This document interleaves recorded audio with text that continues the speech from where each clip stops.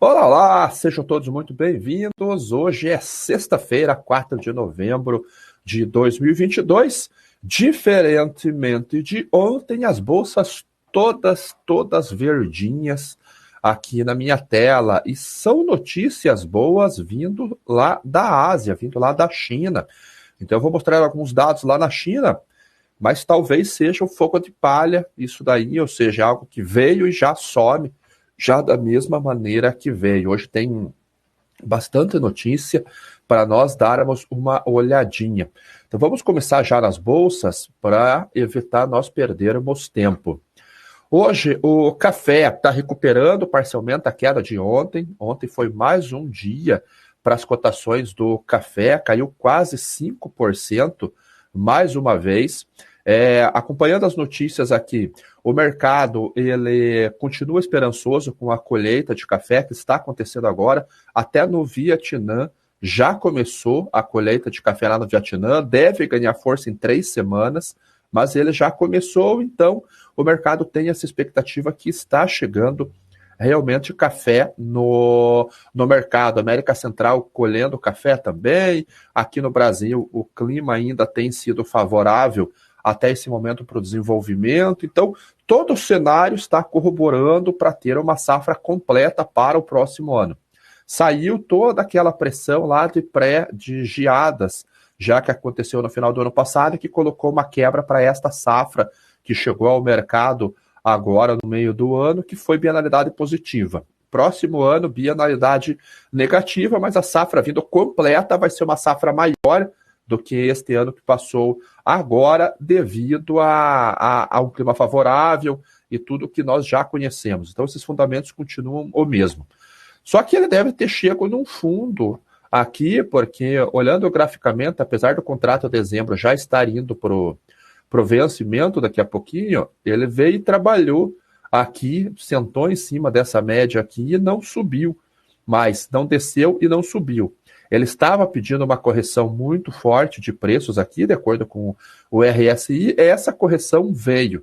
O RSI ainda está apontado para cima, mas ainda está abaixo de 50 pontos, o que ainda abre espaço para mais queda, abaixo de todas as médias móveis, mas é necessário ainda uma correção maior, e hoje os preços estão reagindo, subindo 2,7% no primeiro vencimento, 2,5% no segundo vencimento. Parte disso é porque o dólar DX está caindo 0,5%. Dólar mais barato no mercado internacional, isso é favorável para ativos de risco, e commodities estão dentro dessa, porque além de ser um ativo de renda variável, é um produto no mercado físico, um dólar mais baixo deixa o produto mais barato no mercado internacional. Então, o café está reagindo a estas notícias hoje. O trigo e o milho, eles estão subindo 1,37 para o trigo.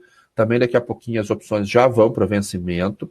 Dia 9, ou seja, na próxima semana já, nós temos o relatório do ASD, que vai trazer números atuais para a safra deste ano, dessa temporada 22-23, uma perspectiva nova para a safra do Brasil e números mais já próximos dentro do fechamento já com relação à área, com relação à produtividade nos Estados Unidos, porque até lá a colheita já deve estar finalizada para soja e para milho. Então, no dia 9, a gente tem esse relatório de UASD. Hoje o mercado subindo novamente, como eu disse, parte disso daqui está subindo, está caindo, o DX caindo, as commodities sobem. Há notícias vindo lá da Rússia e da Ucrânia. A Rússia ela voltou para o acordo, né? Ela anunciou no final de semana que estava fora, a notícia fez o preço disparar. Na quarta-feira ela anunciou que estava dentro, fez o preço derreter, perdendo toda a alta que ele teve na segunda-feira na Bolsa de Chicago. O problema é que ela voltou para o acordo até o vencimento no próximo dia 19. E o Lavrov diz que não há garantia nenhuma de que eles vão renovar o acordo para mais um ano. Então a gente tem uma suposta calmaria até o dia 19 agora, com relação ao acordo para as exportações via Mar Negro. Depois a gente tem que ver como que vai ser. Um dos destaques de hoje é se a guerra iria acabar. Isso é coisa da minha cabeça, claro, para o pessoal vir assistir o programa. Mas há uma notícia que Kiev ela está cautelosa quanto ao recuo das tropas russas. E ela está recuando no rio de Dnipro. Deixa eu colocar no mapa para vocês entenderem o que eles estão falando. A Rússia ela conquistou basicamente toda esta parte aqui. A cidade de Kherson, ela foi a cidade que menos foi atingida e foi dominada pelos russos. O principal prédio aqui da cidade teve a bandeira da Rússia retirada. E as tropas anunciaram que vão ir para o leste do rio, que é esse rio aqui, que é o mais importante do país, inclusive perto de uma barragem que há aqui, que fornece água para a Crimeia. Eles vão voltar, eles vão recuar. Então, um oficial russo disse que eles estão regredindo, voltando. Ninguém sabe por quê. Mas Kiev, que é a capital da Ucrânia, ela está cautelosa. Ela diz que pode ser uma armadilha. Há uma outra notícia aqui, que a Rússia sinaliza o recuo no sul da Ucrânia, mas Kiev teme que seja uma armadilha. Mas vamos supor que a Rússia realmente esteja recuando, porque ela está pedindo ajuda para a ONU para conseguir exportar mais facilmente alimentos e fertilizantes. Se ela conseguir essa ajuda de exportar mais alimentos e fertilizantes, porque o negócio está começando a ficar um pouquinho mais complicado por lá, a gente vai entrar nesse assunto um pouquinho melhor já no petróleo, ela pode realmente recuar.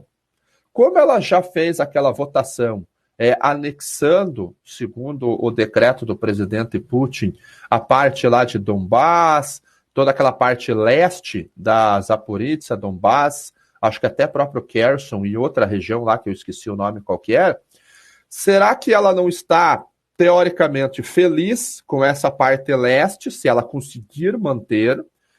Houve até um estresse, porque ela disse que defenderia até com armas nucleares e tudo mais, e agora esse recuo dela, por uma tentativa até do G7 de colocar preço fixo no petróleo, não é mais teto, o teto já está certo, mas colocar preço fixo. Será que eles não querem recuar e não estamos nos encaminhando para o fim da guerra? Isso tudo é muito preliminar, mas essa notícia mostra que os soldados estão recuando. Isso é fato. A dúvida é se é uma armadilha ou não. Nas últimas 24 horas, as forças russas lançaram 3 mísseis e 16 ataques aéreos contra alvos ucranianos, além de mais de 40 episódios de bombardeio, segundo os militares da própria Ucrânia. Então foram atingidas mais de 35 cidades e mais de 30 missões de reconhecimentos por drones foram realizados. Então existe o ataque.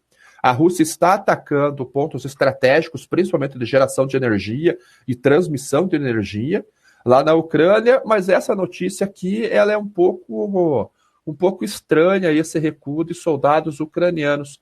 Mas, enfim, é essa região aqui que os soldados estão saindo daqui e estão voltando para cá.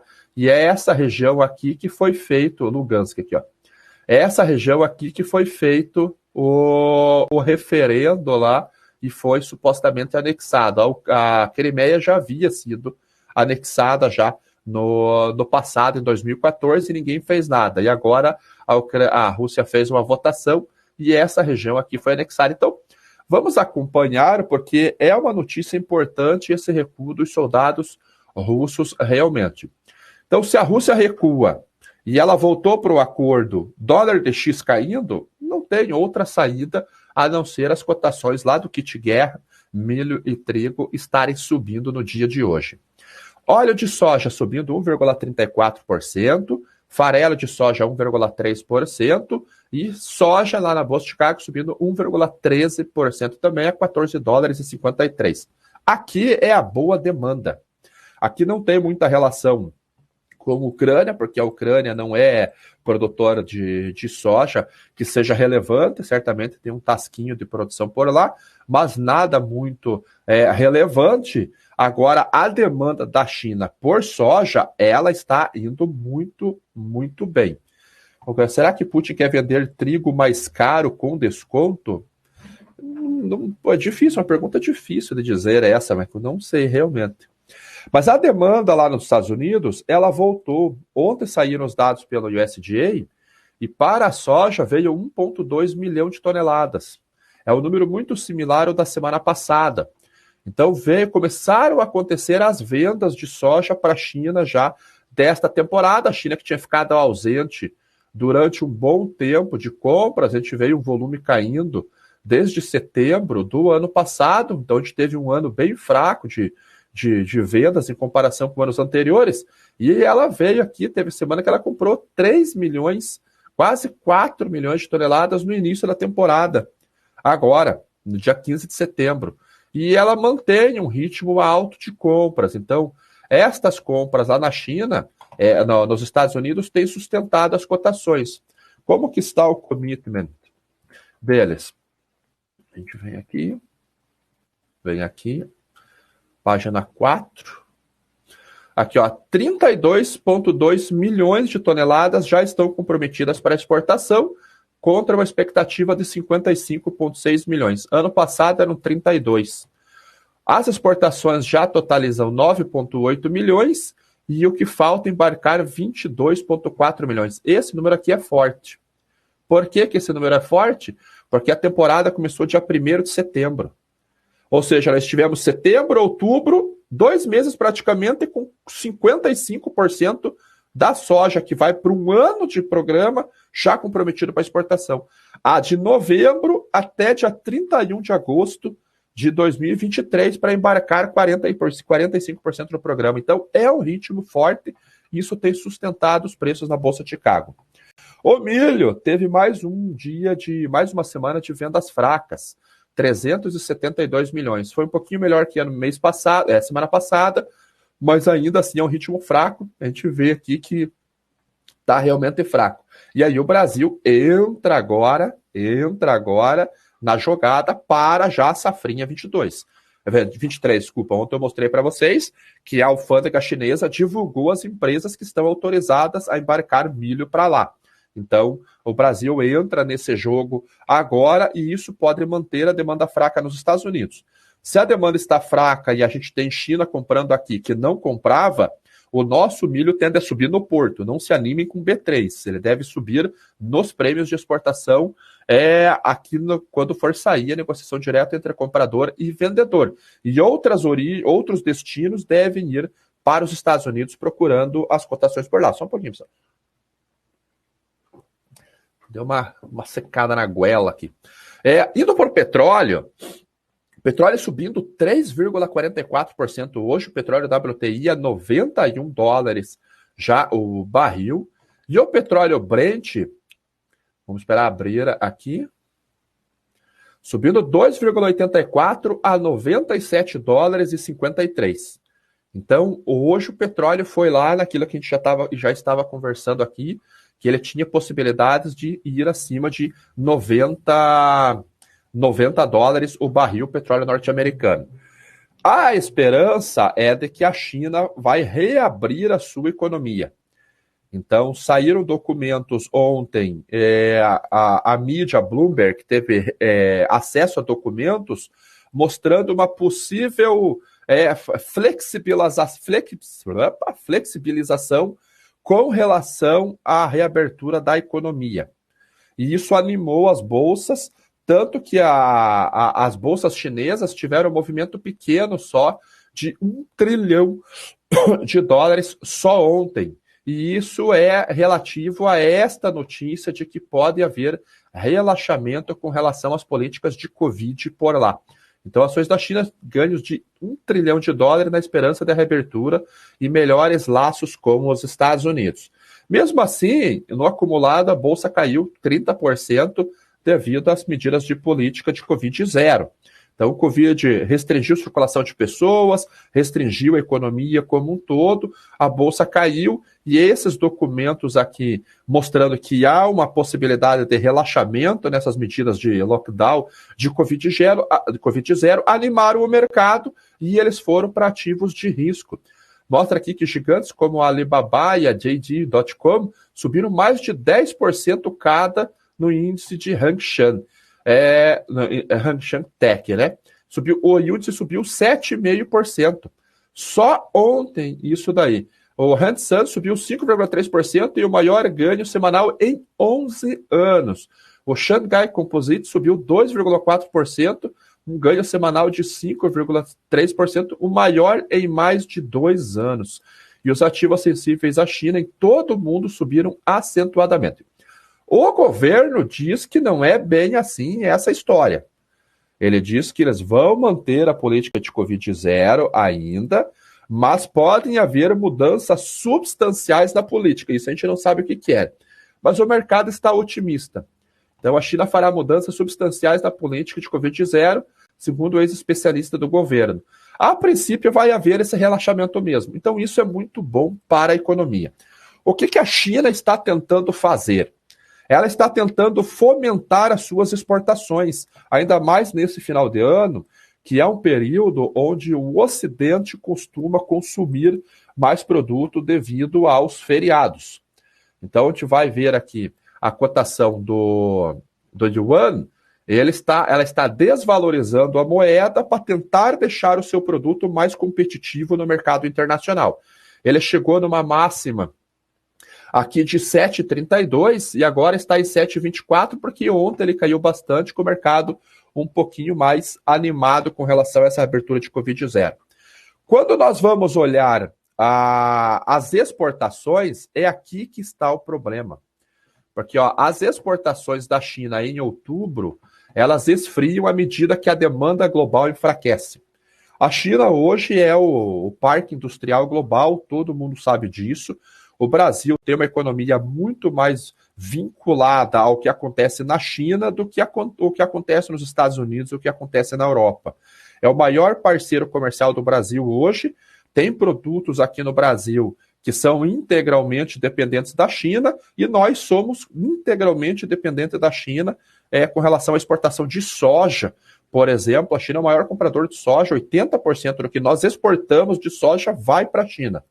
E agora ela está vindo comprar milho aqui no Brasil e vai comprar farelo de soja aqui também no Brasil. Ela importa petróleo, ela importa minério de ferro, é todo o minério de ferro que é negociado no Brasil na Bolsa, refere-se à China, que é a condição custo e frete, que é o que está lá no ticker, lá na padronização do contrato futuro negociado na Bolsa. Então, as exportações chinesas esfriaram agora já no mês de outubro. E o mercado espera um crescimento menor dessas exportações. A balança comercial, ele espera um crescimento menor, aqui a gente vê o que o mercado espera de crescimento, e as exportações, eles veem um crescimento menor também. As expectativas é de 3,5%. O último mês teve um crescimento de 5,7%. Então o mercado espera realmente uma desaceleração das exportações chinesas. Quando nós vamos para os indicadores reais, de fato, não da projeção que está acontecendo, quando eu pego os índices de movimentação, de transferência de containers, o Shanghai Container Throughput, a gente vê que ele teve uma queda aqui nos últimos meses. Ele veio crescendo ao longo dos anos e aqui teve uma queda. E a gente vê aqui em outras categorias de navios também. Aqui é Lojans, desculpa.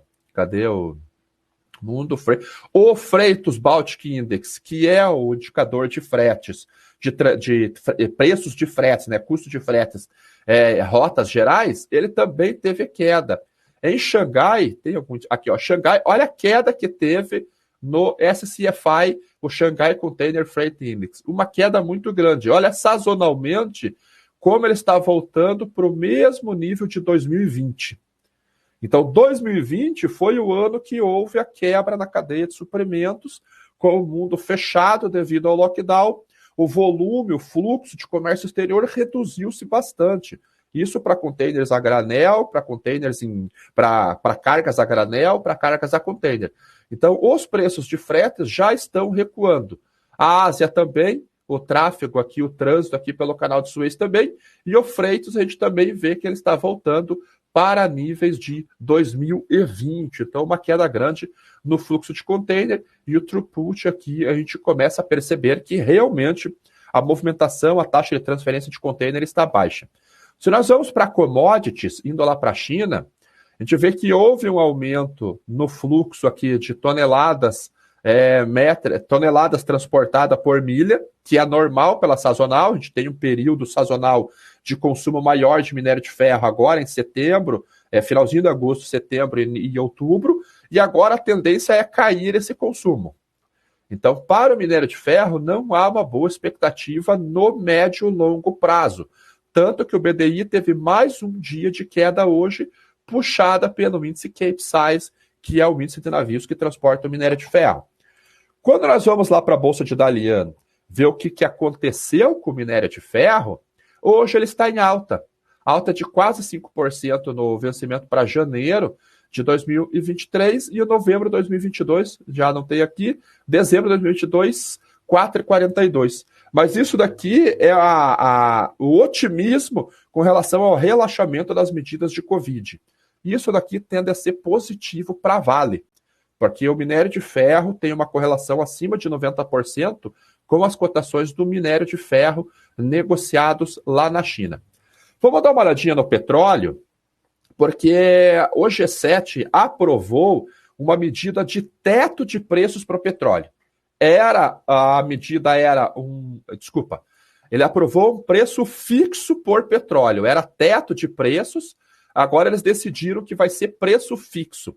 Então, a coalizão do G7, que são os países mais ricos do mundo, concordaram em definir um preço fixo para o petróleo russo. Qual que é a diferença? Teto de preços, ele teria um indicador, um diferencial em relação ao Brent. Então, se o Brent sobe, esse referencial vai acabar puxando o preço também, colocando um teto, e a Rússia teria mecanismos mais fáceis para negociar o petróleo dela para outros países, já que estaria ainda indexada a oscilação do petróleo na Bolsa. O que eles querem fazer agora é colocar um preço fixo, ou seja, é $65 o barril. Sem conversa, pode ir a 150 o Brent, que o preço vai continuar em $65. O mercado está um pouco cético com relação a isso. Como que vai funcionar? Porque teria que todos os países concordarem com essa medida. Imagine que Índia e China não concordem, elas vão continuar comprando o petróleo da Rússia da mesma maneira que estão fazendo hoje. Inclusive, ontem saiu uma notícia que as refinarias da China aumentaram a produção de diesel por margens favoráveis. Lembra que a gente tinha conversado, acho que na semana passada, falando que a China iria aumentar as exportações de diesel porque havia falta no Ocidente, isso teria um limite para não sobrar outros produtos, para não piorar a margem?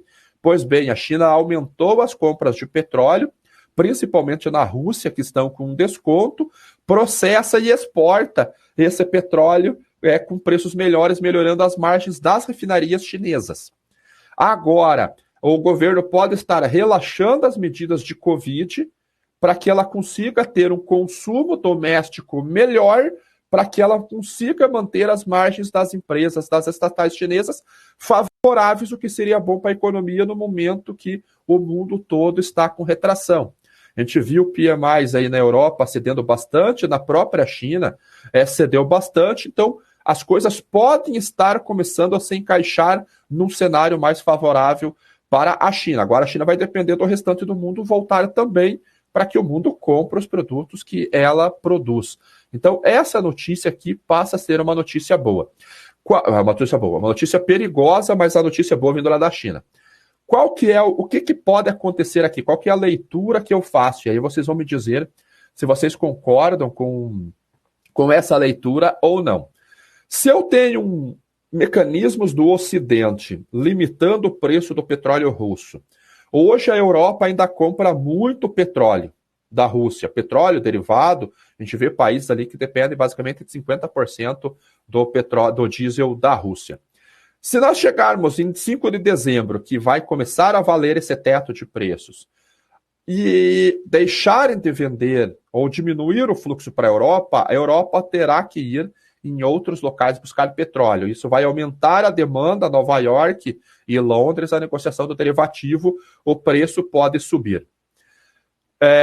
A Rússia pode continuar vendendo para a China, para a Índia, para outros países que estejam fora desse radar do G7, ou que tenham mecanismos para continuar mantendo esse fluxo de petróleo por lá. Aonde que nós veríamos esse indicador que isso está acontecendo? Veja que países aliados aos Estados Unidos, aliado à Europa, teria que buscar petróleo noutra origem. Não há pipelines de petróleo, oleodutos, vindo de outras origens a não ser da Rússia. Então teria que ser um transporte marítimo. Nós vamos ter uma mesma quantidade de petróleo em circulação no mundo, só que em distâncias maiores. Então você pode atrasar fluxo de entrega, ok? Eu vou ter mais demanda por navios. Se eu tiver mais demanda por navios, o que acontece com o frete? O frete sobe. O que nós estamos vendo aqui com os indicadores de petróleo tanker subindo? Enquanto todos os outros de container, cargas secas a granel em queda, a gente vê os navios, o frete dos navios petroleiros, VLCC, Aframax subindo, porque há uma corrida ainda por frete marítimo para transportar petróleo, para transportar diesel. Então, esse indicador de fretes é um bom indicador realmente para a gente acompanhar a tendência de mercado. Falando em petróleo, ontem a Petrobras anunciou um dividendo de quase 50 bilhões de reais aqui. Serão pagas em duas parcelas, será paga já em dezembro, a outra será paga em janeiro, se eu não estou enganado. Essa notícia, ela chegou a chamar a atenção no mundo, saiu até na capa da Reuters, saiu na capa da Bloomberg. Deixa eu ver se eu encontro a notícia. Aqui o fato é que ela anunciou um pagamento ali de mais de R$3 por ação. Então a gente vê a notícia aqui que Petrobras supera a expectativa de lucro à medida que incerteza se aproxima. Então, 48, nessa quinta-feira, um aumento de mais forte do que o esperado de 48% do lucro no terceiro trimestre e mais recente de uma série de trimestres estelares sob a gestão amigáveis ao mercado, cujos dias podem ser superados, podem ser numerados. Todas as empresas de petróleo do mundo estão com lucros enormes, todas, sem exceção. Já mostrei para vocês essa semana aqui, Exxon, Total, BP, Chevron, todas com lucros. Nos Estados Unidos, devido a brigas ESG, as empresas de petróleo foram para a distribuição de dividendos às acionistas, em vez de partir para investimentos. A Petrobras ao longo desse ano, ela vai distribuir mais de 100 bilhões, 140 bilhões de lucros, e esse último de quase 50 bilhões. As ações ontem, mesmo com o petróleo caindo bastante, as ações fecharam com uma alta pequenininha de 0,3. Mas se nós olharmos a queda que o petróleo teve, e o mercado ele vê o petróleo, ele acha que a Petrobras vai cair, apesar da correlação ser inversa, o anúncio do dividendo fez as ações da Petro 4 subir 30% e da Petro 3 27%. A Vale ontem caiu 2,92. Opa, deixa eu tirar minha cara daqui. Caiu 2,92. Há uma chance do petróleo da Vale subir hoje, porque o minério lá na China está subindo. Então vamos ficar de olho, a gente confirma isso na segunda-feira. O dólar ontem caiu, mais um dia de queda, 0,48%, ele fechou a 5,13, aqui tem o after aqui a 5,14. O dólar futuro, o boi fechou com uma alta de 0,84%, fazia tempo que a gente não via uma alta no boi, né? Teve essa alta aqui, o mercado voltou a cair e ele voltou a subir. E o boi aqui já opera acima de uma média móvel de 20 e já testando aqui uma média móvel de 50. Milho B3, uma queda de 0,92% de queda. O milho ainda está num cenáriozinho embolado aqui no Brasil. Então, essas foram as notícias de hoje. Deixa eu mostrar só a outra tela aqui, porque a ureia caiu bastante nos últimos dias ali. A gente vê o preço da ureia, deixa eu tirar minha cara daqui de novo, $583 a tonelada. Gás natural lá nos Estados Unidos caindo também, mais um dia de queda para o gás natural.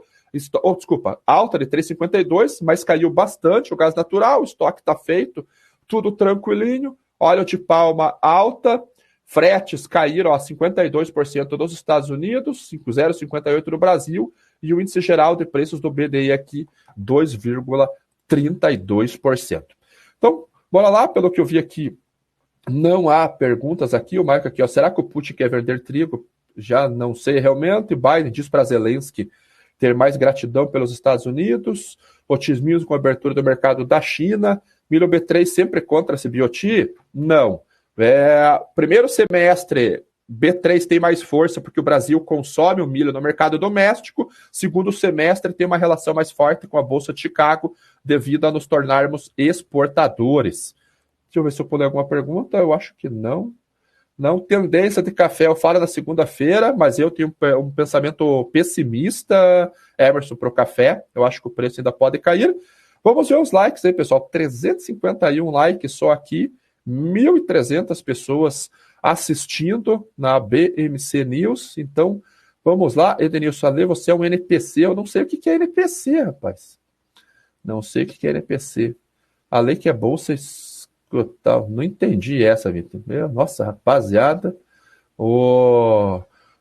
Política é forte mesmo, né? A gente tenta trazer dado técnico, mas o pessoal é só política. Isso aí, pessoal. Então, bom fim de semana a todos. Voltamos na segunda-feira no Primeira Hora do Agro. Agora vocês ficam como pré-market. Então, todos tenham um ótimo dia, um ótimo final de semana. Nos vemos na segunda-feira. Tchau.